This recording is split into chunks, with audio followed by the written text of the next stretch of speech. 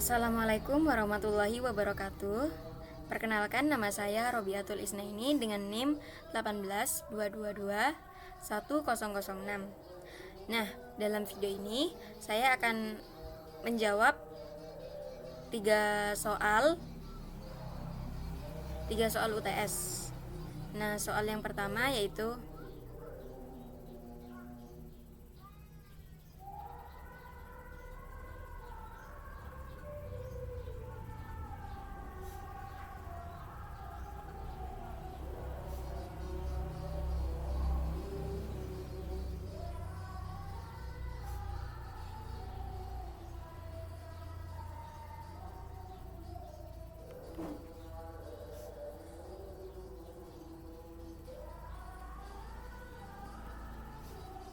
soal yang pertama yaitu membuat algoritma sorting dan mengurutkan 30 data yang acak, yang mana 30 data itu campur antara huruf dan juga angka.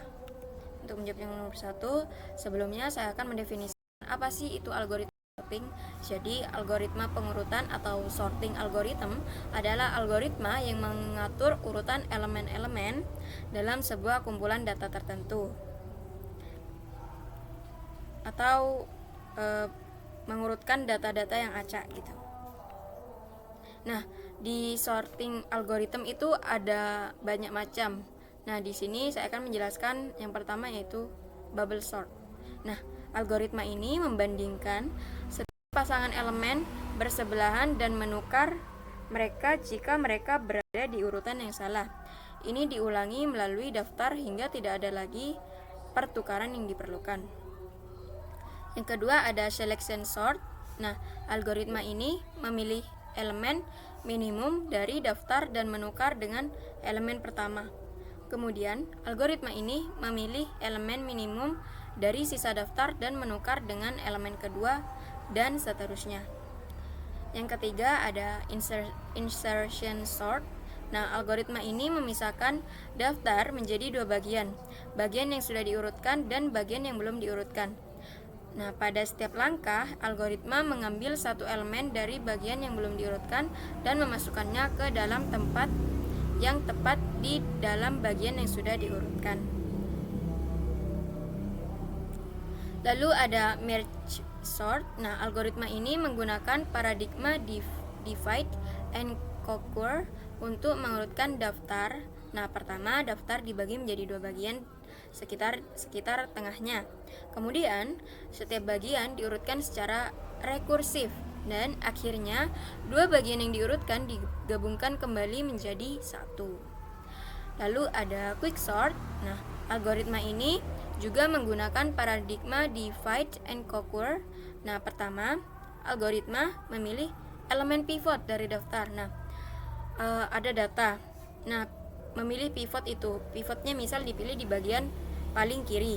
Nah, setelah menentukan pivot, kemudian algoritma membagi daftar menjadi dua bagian.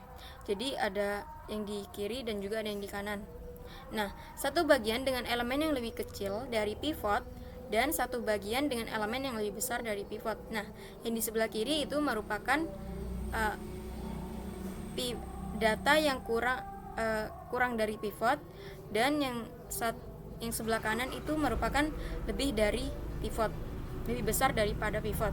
Nah, langkah ini diulangi secara rekursif untuk kedua bagian dan kemudian digabungkan kembali.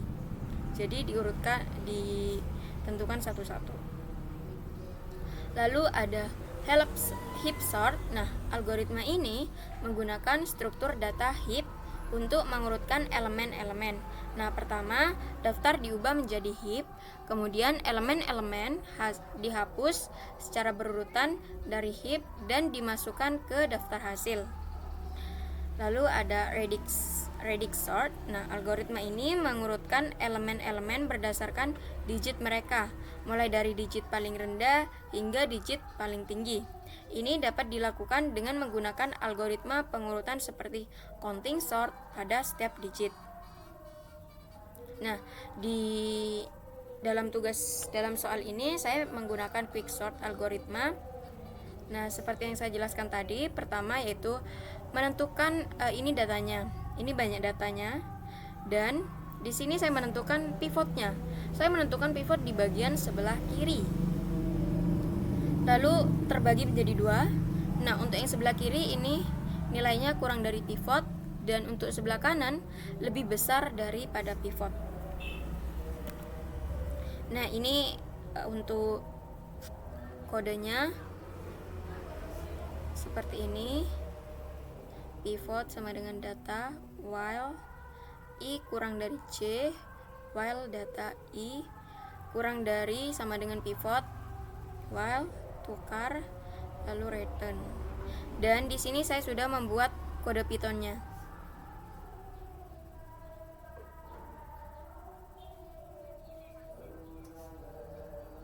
Saya sudah membuat kode Pythonnya.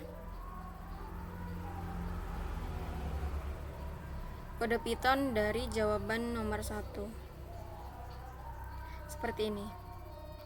Pertama memanggil fungsi terlebih dahulu, lalu quicksort arr if len arr kurang dari sama dengan 1, lalu return else pivot arr 0 plus underscore dan pivot x if x kurang dari sama dengan pivot greater, lalu x for x in arr 1 if x lebih besar daripada pivot, return quicksort less ditambah pivot. Lalu input datanya saya menggunakan data seperti ini, dimana datanya ada angka dan juga huruf. Lalu yang pertama pisahkan data integer dan non-integer. Yang kedua, urutkan data integer menggunakan quicksort. Yang ketiga, gabungkan kembali data integer yang sudah diurutkan dengan data non-integer. Lalu print data yang sudah diurutkan. Dan di sini sudah didapat hasil urutannya seperti ini.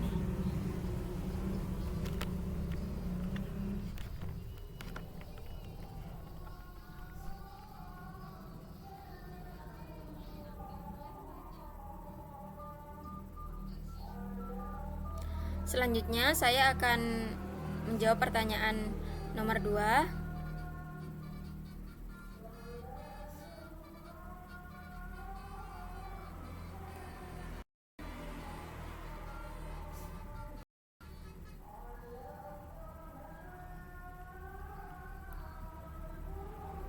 Nah, pertanyaan nomor 2 itu perbedaan bahasa pemrograman Python dengan yang lain. Nah, apabila bergerak dalam suatu bidang, tentukan menggunakan bahasa pemrograman apa bidang tersebut. Lalu, ceritakan perbedaannya dari kesulitan masing-masing bahasa.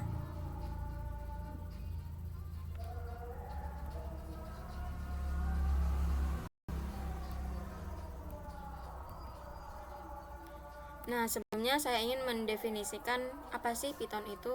Jadi, Python adalah bahasa pemrograman yang sangat populer dan serbaguna dengan berbagai keunggulan yang membedakannya dari bahasa pemrograman lain. Namun, pemilihan bahasa pemrograman tergantung pada banyak faktor, termasuk kebutuhan proyek, preferensi pribadi, dan lingkungan pengembangan.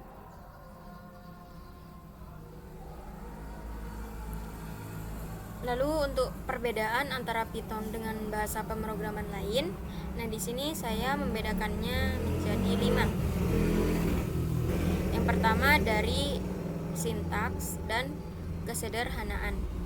Nah, Python dikenal dengan sintaks yang bersih dan mudah dipelajari, sehingga sangat cocok untuk pemula. Sementara itu, bahasa seperti C++ atau Java mungkin memiliki sintaks yang lebih kompleks. Nah, untuk perbedaan yang kedua, tipe data dan manajemen memori. Beberapa bahasa pemrograman seperti C++ menawarkan kontrol langsung terhadap alokasi dan dealokasi memori, yang memungkinkan pertama yang lebih tinggi, tetapi juga memerlukan lebih banyak perhatian terhadap manajemen memori. Python di sisi lain memiliki manajemen memori otomatis. Lalu yang ketiga, kinerja. Nah, bahasa seperti C++ atau Rust cenderung memiliki kinerja yang lebih tinggi daripada Python, terutama dalam aplikasi yang memerlukan kinerja yang sangat tinggi atau manipulasi memori yang intensif. Perbedaan yang keempat, ekosistem dan pustaka. Python memiliki ekosistem yang sangat luas dan beragam pustaka untuk hampir setiap keperluan, termasuk pengembangan web, ilmu data, kecerdasan buatan, dan lain-lain. Bahasa pemrograman lain mungkin memiliki fokus yang lebih spesifik atau pustaka yang lebih terbatas dalam beberapa bidang tertentu. Nah, yang terakhir, kesulitan dan pembelajaran. Tingkat kesulitan pembelajaran dapat bervariasi antara bahasa pemrograman, tergantung pada kompleksitas sintaks dan konsep yang diperlukan. Python sering dianggap lebih mudah dipelajari daripada bahasa seperti Java. Tetapi hal ini juga tergantung pada latar belakang dan juga pengalaman individu. Misal individu itu sudah jago, ya itu tidak apa-apa. Dan juga saya akan menjelaskan sedikit perbedaannya. Saya akan menambahkan perbedaannya juga. Di sini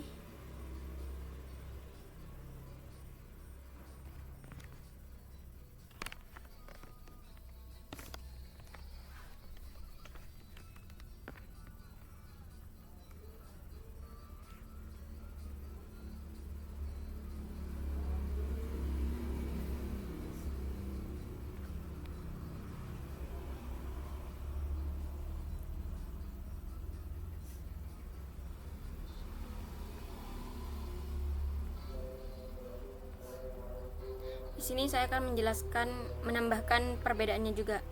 Yang pertama, bahasa pemrograman tingkat tinggi. Mendekati bahasa manusia, lebih mudah dipahami dari bahasa yang tingkatnya lebih rendah seperti bahasa assembly. Lalu yang kedua, interpreted language. Bahasa pemrograman diubah. Nah, compiler dan interpreter memiliki perbedaan mendasar dalam cara pengelolaan bahasa mesin atau kode objek sebelum program dijalankan. Sementara interpreter menerjemahkan dan menjalankan kode sumber baris per baris saat program sedang berjalan. Compiler cenderung menghasilkan program yang lebih efisien secara kinerja karena kode telah dioptimalkan dan tidak memerlukan proses interpretasi saat dijalankan. Di sisi lain, interpreter memberikan fleksibilitas yang lebih besar dalam pengembangan dengan memungkinkan debugging langsung dan iterasi cepat pada kode tanpa perlu kompilasi ulang. Kelebihan dan kekurangan keduanya sangat tergantung pada kebutuhan proyek dan preferensi pengembang. Nah, compiler cocok untuk pengembangan aplikasi besar yang memerlukan kinerja tinggi.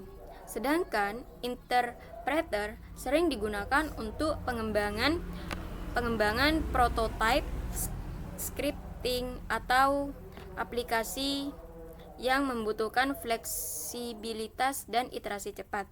Nah, yang ketiga, bahasa multiparadigm language.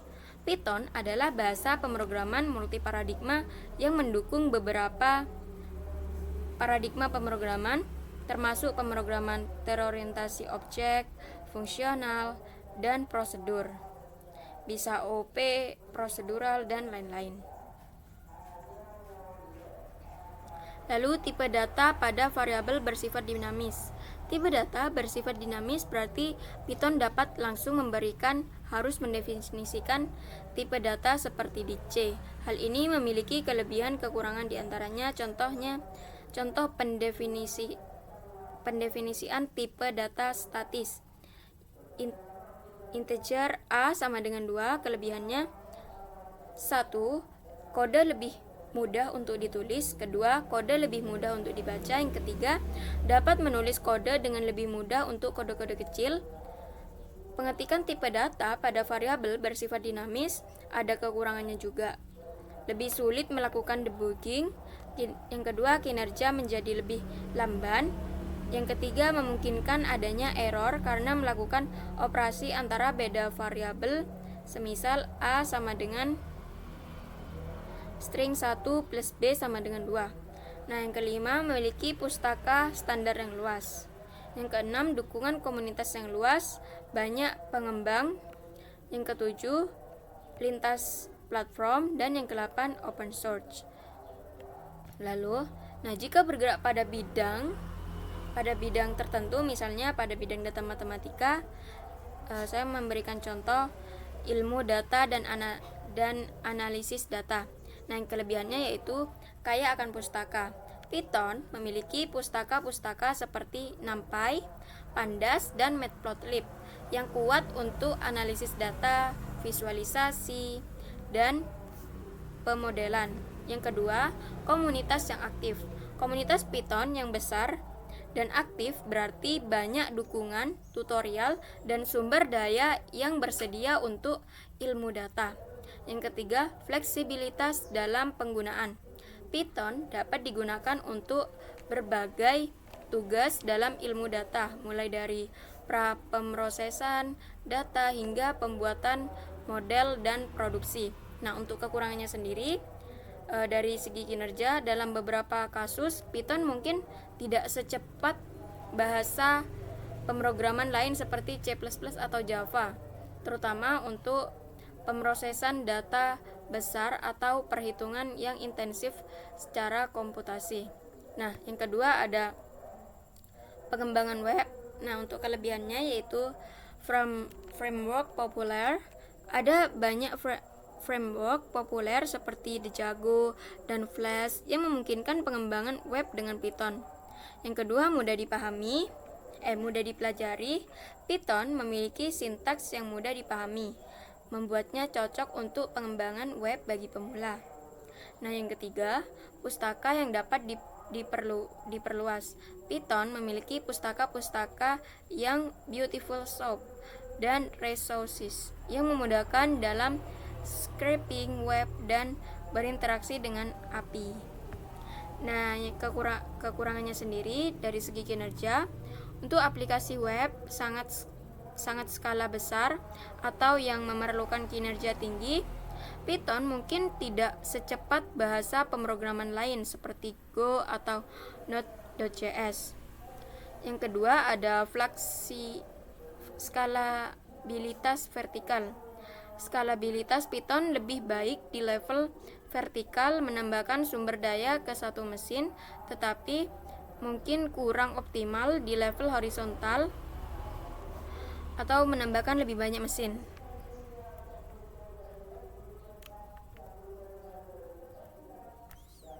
Lalu ada kecerdasan buatan dan pengembangan mesin, dan untuk kelebihannya yaitu pustaka machine learning yang kuat. Mesin memiliki pustaka seperti scikit-learn, TensorFlow, dan PyTorch yang kuat dan populer untuk pembelajaran mesin dan kecerdasan buatan. Lalu yang kedua, komunitas yang aktif. Komunitas Python sangat aktif dalam domain pembelajaran mesin dengan banyak tutorial, proyek, dan sumber daya yang tersedia. Lalu kekurangannya untuk dari segi kinerja, untuk latihan membutuhkan kinerja tinggi atau perhitungan yang intensif secara komputasi.